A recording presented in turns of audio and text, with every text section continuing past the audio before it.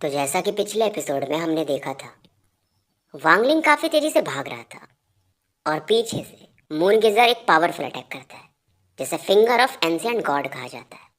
अब आगे, यह अटैक इतना पावरफुल था कि ग्रेड के रोंगटे खड़े हो जाते हैं जब ये सेलेस्टियल कपल के फेर में पड़ा था, यानी कि वांग वे और हुजवान।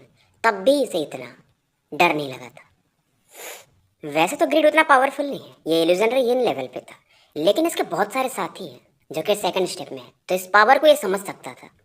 इधर वांगलिंग जो कि भाग रहा था, इसे ऐसा लगता है कि इसका ओरिजिन सोल खुद ब खुद निकल रहा हो ताकि इस फिंगर ऑफ अटैक से टकरा सके। ग्रिड तो अब पीछे हटने लगता है। वैसे भी जो अटैक था वांगलिंग की तरफ फोकस था, लेकिन फिर भी अटैक का इम्पैक्ट इतना ज्यादा था कि ग्रिड खून की उल्टी करता है। इंजरीज इसकी भी काफी खतरनाक थी। वांगलिंग क्योंकि काफी दूर था तो ये भागते रहता है, क्योंकि ये जो अटैक था एक रेंज में फैला हुआ था, काफी बड़ा था, तो ज्यादा इम्पैक्ट ग्रेड की तरफ दिखता है। ग्रेड भी अब बचने को देखता है और वांगलिंग इस समय जो ग्रेड के ट्रेजर्स थे उन्हें चुरा रहा था। अब एंशिएंट गॉड फिंगर अचानक से रुकता है और फिर वांगलिंग की तरफ बढ़ने लगता है। वांगलिंग यहाँ पर स्टॉप स्पेल को यूज करता है और वांगलिंग का फोकस था ग्रीड पे। ग्रीड को ये रोक देता है। ग्रीड को मतलब मानो उसका दिल रो रहा हो, खून निकल रहा हो कि भाई तुझे तो छोड़ूंगा नहीं। और जो ग्रीड का वो स्क्रीन था उसे वांगलिंग चुरा लेता है। अब ग्रीड यहाँ पर एक और ट्रेजर निकालता है जिसमें 5 एलिमेंट मिक्स थे।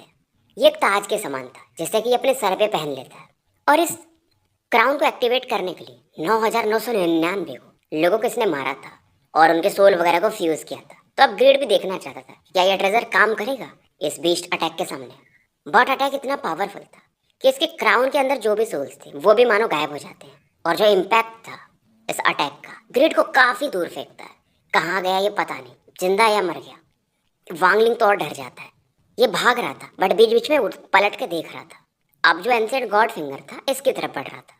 अब फिंगर अटैक इतना तेज था कि वांगलिंग कितना दूर भागेगा, यह अटैक उसका पीछा कर ही रहा था। अब वांगलिंग जो स्लॉटर एनर्जी थी पपेट के अंदर उसे रिलीज करता है, बट स्लॉटर और अभी एंशिएंट गॉड फिंगर के सामने कुछ नहीं था। अब वांगलिंग जो दूसरा सेलेस्टियल गार्ड था जो कि पूरा नहीं हो पाया था उसे निकालता है। दूसरा सेलेस्टियल गार्ड भी यहाँ पर फट जाता है। फिलहाल ये लिंग टियानो की जो स्वॉर्ड एनर्जी थी उससे बाहर निकालता है और फिंगर से जाकर के स्वॉर्ड एनर्जी टकराती है। वैसे तो फिंगर अटैक स्लो हो जाता है लिंग टियानो के स्वॉर्ड एनर्जी की वजह से, फिर भी वांगलिंग के चेस्ट से आकर टकराता है। वांगलिंग की जो बॉडी थी अब कोलैप्स कर जाती है। इसका पूरा शरीर धूल में मतलब खून व खून हो जाता है और सीधा भी ये इसके ओरिजिन सोल की तरफ बढ़ता है। बट इस समय वांगलिंग को एक फायदा हो गया था। जब से इसने एंशिएंट थंडर ड्रैगन को डिवोर किया था इसका सोल इसकी बॉडी से निकल नहीं पाता था, बट इस एंशिएंट गॉड फिंगर की वजह से अब ये फ्री था। इसका सोल इसकी बॉडी को छोड़ देता है। बैग वगैरह ये वांगलिंग पकड़ता है। इसका ओरिजिन सोल थंडर ड्रैगन में मानो बदल चुका हो और काफी तेजी से, क्योंकि अगर बॉडी नहीं रहती है तो सोल का स्पीड आपको पता बहुत फास्ट होता है। सेलेस्टियल गार्ड को भी रखता है और साथ में जो आधी हड्डी थी मून गेजर की उसे लेकर के यहाँ से फुर हो जाता है।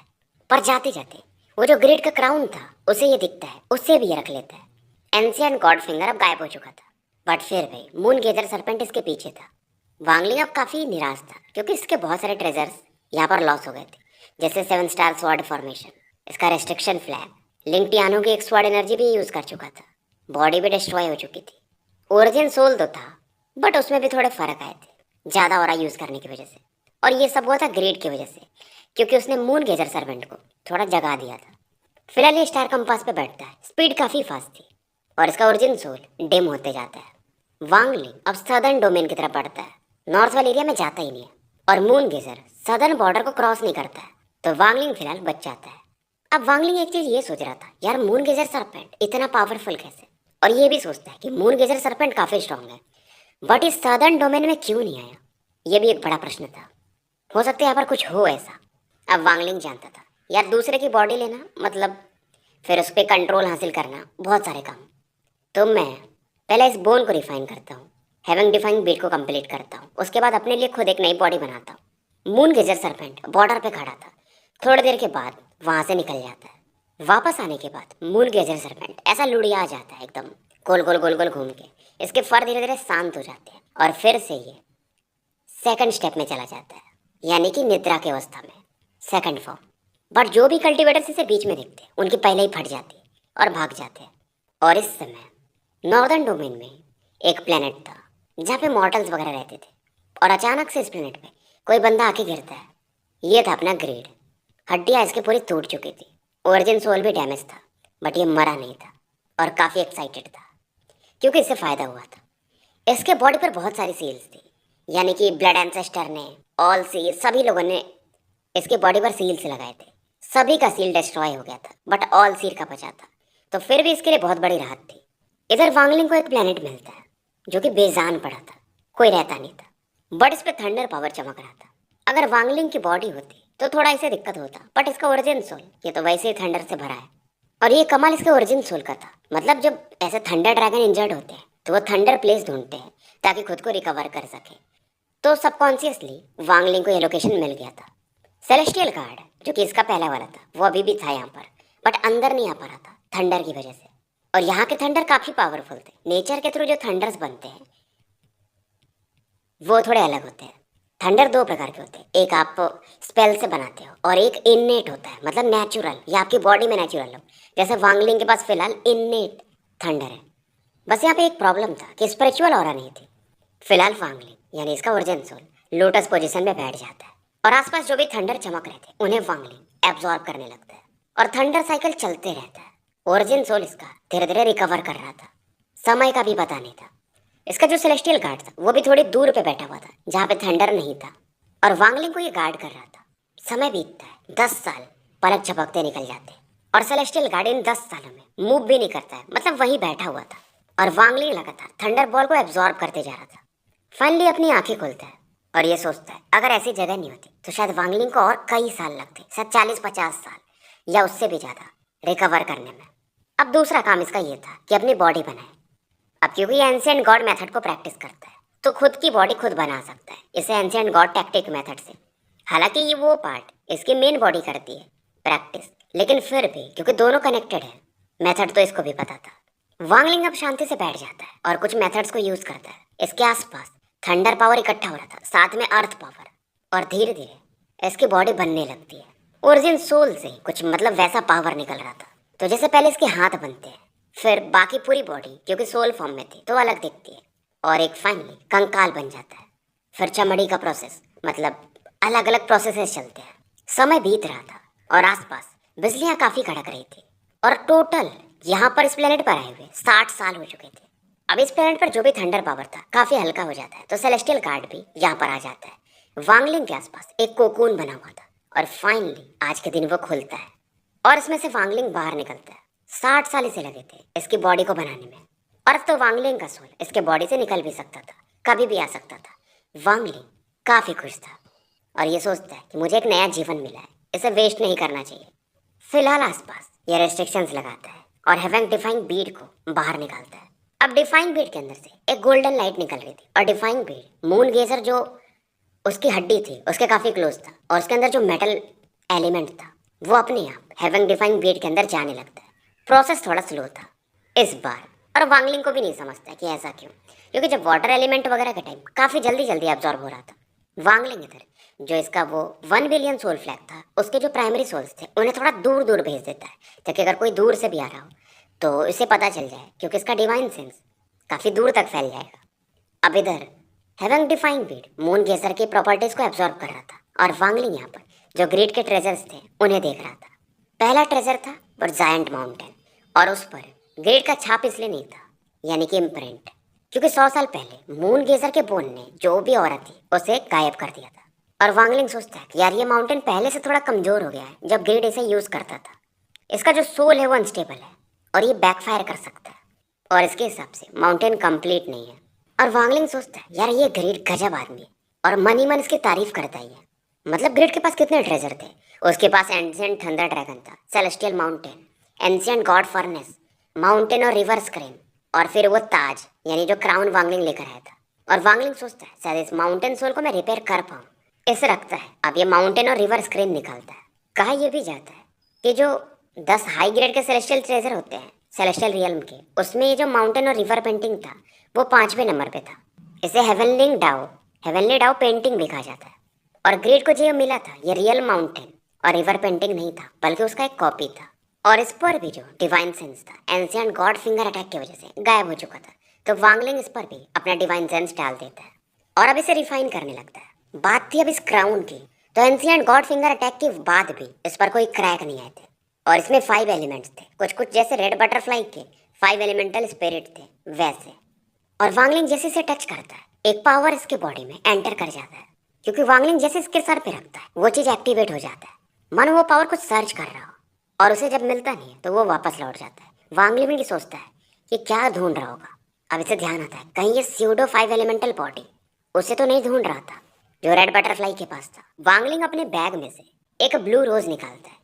ये वही गुलाब का फूल था जो इसे रेड बटरफ्लाई ने बताया था कि ये वहां पे खिलता है, तुम जाके उसे ले सकते हो।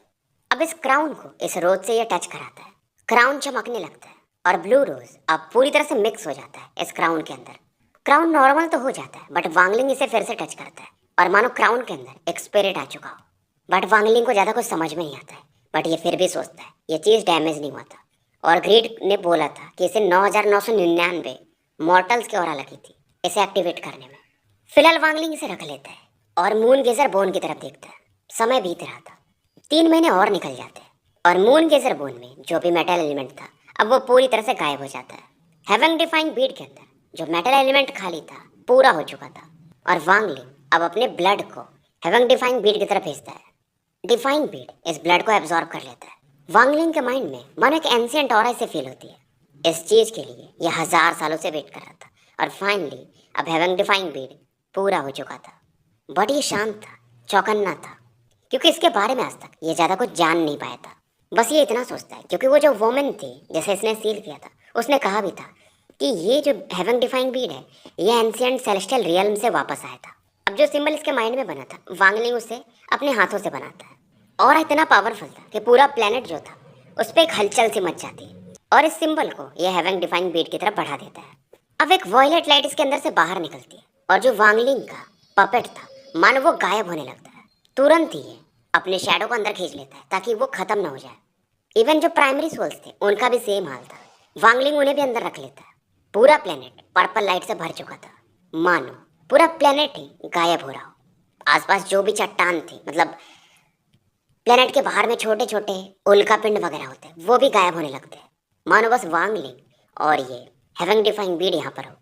पूरा एरिया वॉयलेट लाइट से भरा हुआ था और यहाँ पर एक बड़ा सा दरवाजा दिखता है, काफी बड़ा था।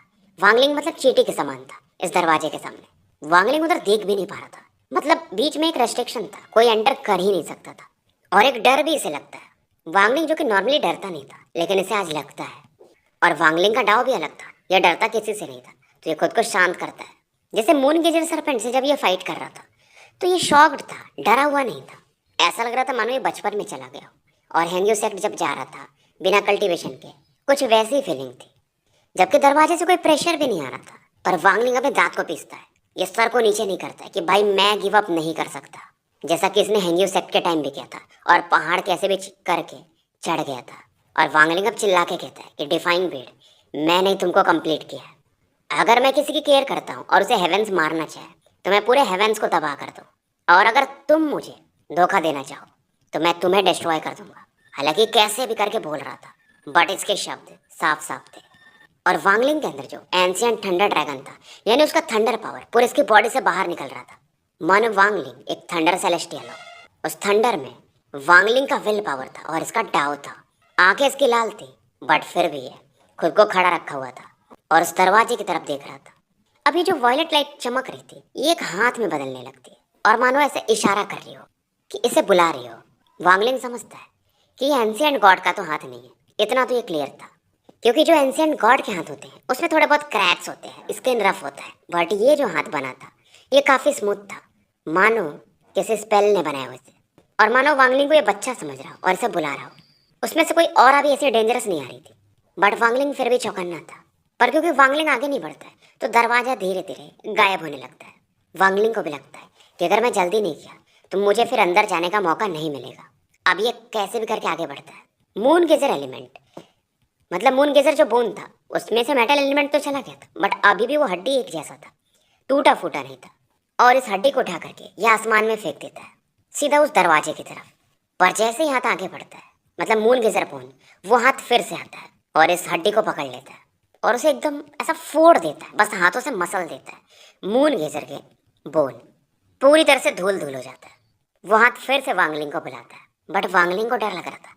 जब वो उस हड्डी को ऐसे कर सकता है तो भाई मेरे को तो मसल के रख देगा। अब वो हाथ भी गायब होने लगता है। पूरा जो वॉयलेट लाइट चारों तरफ फैला हुआ था वो फिर से वापस आने लगता है और पूरा चीज गायब हो जाता है। बस बचता है तो बेड। वांगलिंग अब बेड को पकड़ लेता है, एकदम नॉर्मल हो जाता है। 5 एलिमेंट के जो मार्क बने हुए थे पहले वो भी गायब हो जाते हैं। अब बेड के अंदर ये फील करता है कि ली मुआन, वांग पिंग और किंगी के सोल अभी भी थे, बट वो पहले से ज्यादा सही थे, स्टेबल थे, खास करके ली मुआन का सोल। अब वांगलिंग एक ही चीज सोचता है कि भाई ये हेवन डिफाइंग बीट का पावर क्या है, वो बड़ा दरवाजा क्या था, वो हाथ क्या थे। और वांगलिंग जानता था ये पहला तो नहीं है जिसने इसके 5 एलिमेंट को पूरा किया है, इसके पहले भी लोग रहे होंगे। और क्या कोई अगर अंदर जाने की कोशिश किया होगा, मतलब जिन्होंने 5 एलिमेंट को पूरा किया होगा, तो क्या वो जा पाए होंगे या ये हाथ उन्हें मसल दिया होगा। तो प्रश्न काफी बढ़ चुके थे। फिलहाल वांगलिंग इस बारे में सोचना बंद कर देता है। अब वांगलिंग को लगता है यार पूरा काम वेस्ट हो गया। फिलहाल वांगलिंग यहाँ से निकलता है और जहाँ पर थंडर ज्यादा था, आसपास में जो छोटे छोटे सब प्लेनेट या मून टाइप जो भी आप कह लो, उनमें उनकी तरफ ये पड़ता है जहाँ पर थंडर ज्यादा हो। और ये अब वॉर गॉड कैरियर से थंडर बीस्ट को निकालता है। थंडर बीस्ट मतलब 60-70 साल बाद वहाँ रहता, तो थोड़ा कंफ्यूज था। वांगलिंग को देखता है और वो भी काफी एक्साइटेड था क्योंकि थंडर वाली जगह और थंडर बीस्ट वगैरह को वैसे भी पसंद आती है। वांगलिंग आगे बढ़ रहा था, बट ये थोड़ा सा निराश भी था कि यार 1000 साल में 5 एलिमेंट पूरा किया, क्या मिला। इस दौरान इन्हें एक जगह काफी ज्यादा डेंस थंडर पावर के साथ मिलती है और वांगलिंग यहीं पर उतरने लगता है। और एक इसमें जगह था जो कि मानो थंडर से भरा हुआ था, जिसे हम लेक ऑफ थंडर भी कह सकते हैं या थंडर हेल भी कह सकते हैं। थंडर बीस्ट भी वहां पर नहीं जाना चाहता था क्योंकि वो बहुत पावरफुल एरिया था। वांगलिंग अब उसके किनारे पे पहुंचता है और अब अंदर जाने लगता है। 20 कदम ही आगे जा पाता है, उसके ज्यादा आगे नहीं, और यहीं पर बैठ के कल्टीवेट करता है। थंडर बीस्ट भी थोड़ा आगे जाता है और ये भी थंडर पावर को एब्जॉर्ब कर रहा था। और वांगलिंग का मकसद ये था कि अब ये जो थंडर ओरिजिन स्पेल्स होते हैं उन्हें प्रैक्टिस करेगा। पर इसी दौरान कोई था जो इस तरफ बढ़ रहा था। इसके पास भी थंडर बीस्ट था, बट उसके सींग नहीं थे। इसके बीच ने ब्लैक आर्मर पहना था और इसके ऊपर वो मिडिल एज मैन बैठा हुआ था। वो भी सोच रहा था कि थंडर सेलेस्टियल रियल्म खुलने वाला है, तो मुझे ज़्यादा से ज़्यादा ओरिजिन एनर्जी एब्जॉर्ब करना पड़ेगा इस थंडर लेक से। और ये सोच रहा था कि थंडर सेलेस्टियल रियल्म में बहुत सारे ट्रेजर्स मिल सकते हैं, तो हम थंडर सेलेस्टियल के मैसेंजर्स भी एक दूसरे में फाइट करने लगते हैं, तो स्ट्रांग होना जरूरी था। और एक चीज़ ये और बोलता है कि कहा ऐसा जाता है कि जो हेवन डिफाइंग बीट था वो इसी जगह में यानी सदर्न डोमेन में ही प्रकट हुआ था, जिसकी वजह से यहाँ पर थंडर पावर काफ़ी ज़्यादा है और ये थंडर लेक बना था, तो ये उसी तरफ और तेज़ी से बढ़ता है। फिलहाल वांगलिंग उस थंडर लेक में था और थंडर स्पेल प्रैक्टिस कर रहा था। बेसिकली इनमें ओरिजिन ऑरा को यूज़ करना पड़ता है, जो कि सेकंड स्टेप के कल्टीवेटर्स कर पाते हैं, बट वांगलिंग वो फर्स्ट स्टेप में उसे ट्राई कर रहा था। इसमें ओरिजिन सोल भी डैमेज हो सकता है, बट क्योंकि वांगलिंग की बॉडी अलग थी, ओरिजिन सोल अलग था, तो इसके लिए चीज़ें थोड़ी आसान थी। और इस प्रोसेस के दौरान थोड़ी ही सही बट इम्प्योर ओरिजिन एनर्जी इसके बॉडी में बैठ जाती है, बट ये काफ़ी खुश था। फर्स्ट स्टेप कल्टीवेटर्स के पास ओरिजिन ऑरा है तो बड़ी बात है, पर इसे ये शांत करता है और इस इम्प्योर ओरिजिन एनर्जी को अपने ओरिजिन सोल की तरफ बढ़ाता है कि इसे रिफाइन कर लूंगा तो मुझे और फायदा होगा। बट जैसे इस प्रोसेस को ये कर रहा था तभी एक घटना घटती है। वांगलिंग प्रिपेयर्ड नहीं था। जैसे ही ये इम्प्योर ओरिजिन एनर्जी इसके ओरिजिन सोल को टच करती है, मानो ये एक पागल जैसे घोड़े होते ना, वाइल्ड हॉर्स, उसकी तरह काफी वायलेंट हो जाती है। ये वांगलिंग के ओरिजिन सोल में ना जा करके जो हेवन डिफाइंग बीड का लोकेशन था उस तरफ बढ़ती है और हेवन डिफाइंग बीड के साथ फ्यूज हो जाती है। वांगलिंग का चेहरा एकदम पीला पड़ जाता है। अब हेवन डिफाइंग बीड वैसे भी वांगलिंग की बात कहाँ सुनता था, वो इसके आईब्रोज से बाहर आता है और जब ये बाहर आता है तो जो पूरा थंडर पावर था इस लेक के अंदर वो अपने आप हेवन डिफाइंग बीड की तरफ अट्रैक्ट होने लगता है। सेलेस्टियल गार्ड भी पीछे भागने लगता है। थंडर बीस्ट जो कि मस्त मजे कर रहा था वो भी जाग जाता है। जो यहाँ पर थंडर थे मानो ड्रैगन्स में बदल गए हो और हेवन डिफाइंग बीड के अंदर एंटर करने लगते हैं। फिर से वही वॉयलेट लाइट चमकती है, फिर से वो दरवाजा बनता है। वांगलिंग को थोड़ी पता था कि हेवन डिफाइंग बीड पहले बार यहीं पे प्रकट हुआ था और इस जगह में जो भी बिजलियाँ कड़कती है इसके वजह से हुई थी। बेसिकली इसमें कर्मा इन्वॉल्व था और कहीं ना कहीं वांगलिंग को भी तो वो थंडर वाले प्लेस ढूंढने थे। तो कोइंसिडेंस बोल लो, इत्तेफाक बोल लो, कुछ वैसा बना था। हेवन डिफाइंड बीड भी कहाँ फिजिकली एग्जिस्ट करता था, मतलब इसका फिजिकल फॉर्म अब नहीं था, ये वांगलिंग के ओरिजिन सोल के साथ मिक्स हो चुका था। तो वांगलिंग के ओरिजिन सोल को कहीं ना कहीं ये मैनिपुलेट कर देता था कि तुम्हें वो बिजली वाला लोकेशन ढूंढना पड़ेगा, बट वांगलिंग को ये सब चीज़ें पता नहीं चल पाती थी। अब कहीं ना कहीं इस बेड का मालिक वांगलिंग बन चुका था। दरवाजा प्रकट होना मतलब वैसा ही कहा जाता है। फिर से वो दोनों हाथ प्रकट होते हैं। अब वांगलिंग इस बार दरवाजे की तरफ बढ़ता है। बेसिकली जो हाथ थे उसे थंडर पावर बांध के थे, तो वांगलिंग बोलता है यार इस मौके का फायदा उठाता हूँ, देख ही लेता हूँ कि दरवाजे के पीछे क्या है। पर वांगलिंग चौकन्ना था कि चलो ठीक है, अगर वो हाथ थंडर पावर से आजाद भी हो गया तो ये भाग जाएगा। वांगलिंग जैसे करीब पहुंचता है, दरवाजा खुल जाता है, हल्का सा एकदम। मन दुनिया रुक जाती है और इसका जो माइंड था अपने आप दरवाजे के अंदर चला जाता है।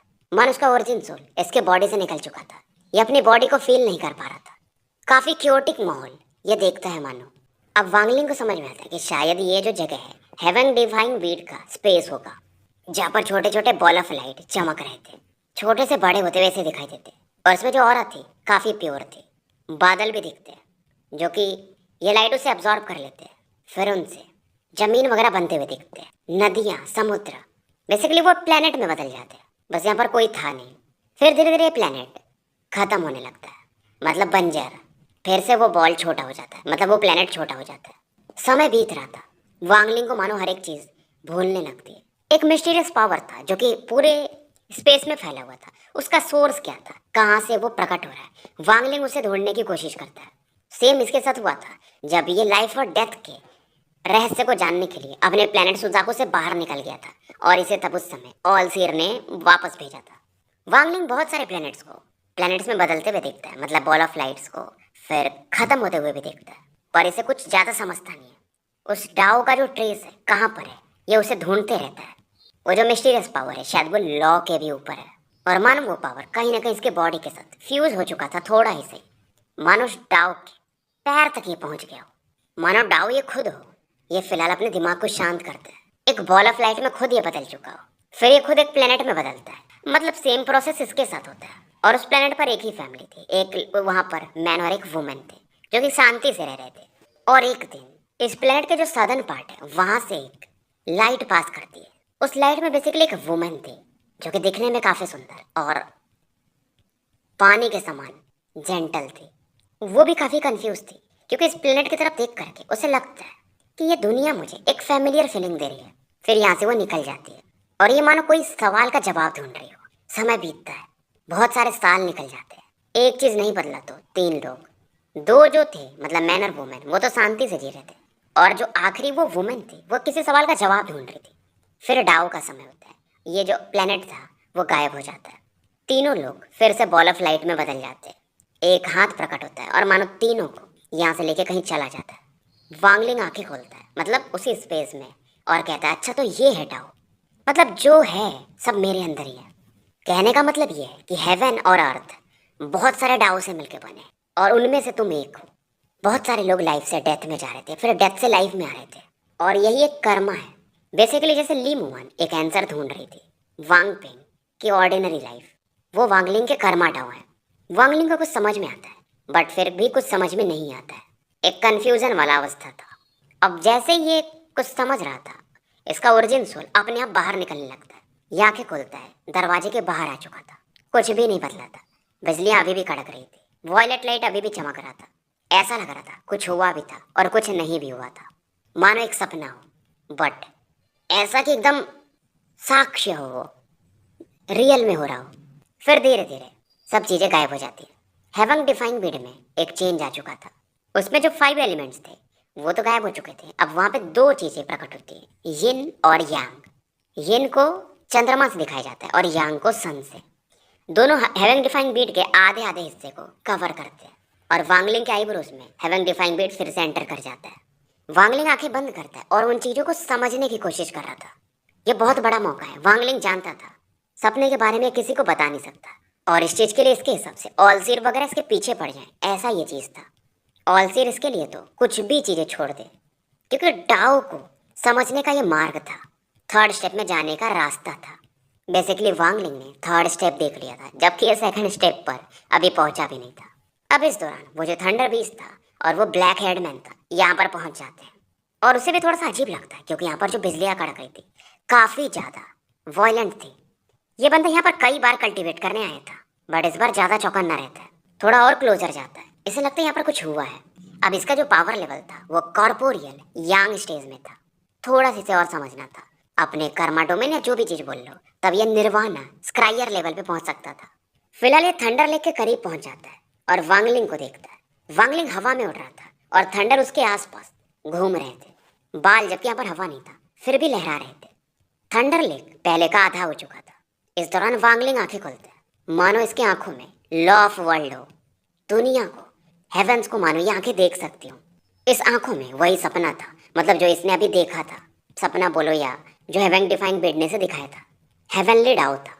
बेसिकली इसके बॉडी में वो ऑरा मिक्स था, थर्ड स्टेप वाला। अभी भी ये कंफ्यूज था और इस दौरान ये उस बंदे की तरफ देखता है। बंदा जैसे ही देखता है, मानो उसकी रूह कांप सी जाती है। उसे भी नहीं समझ में आता है कि भाई ये कैसी नजरें हैं। एक मिस्टीरियस फोर्स ये फील करता है। हार्ट बीट इसकी बढ़ जाती है। इसका ओरिजिन एनर्जी मानो कोलैप्स कर जाएगा। वो भी मतलब अंदर से बेचैन हो जाता है कि यार ये किस प्रकार का पावर है।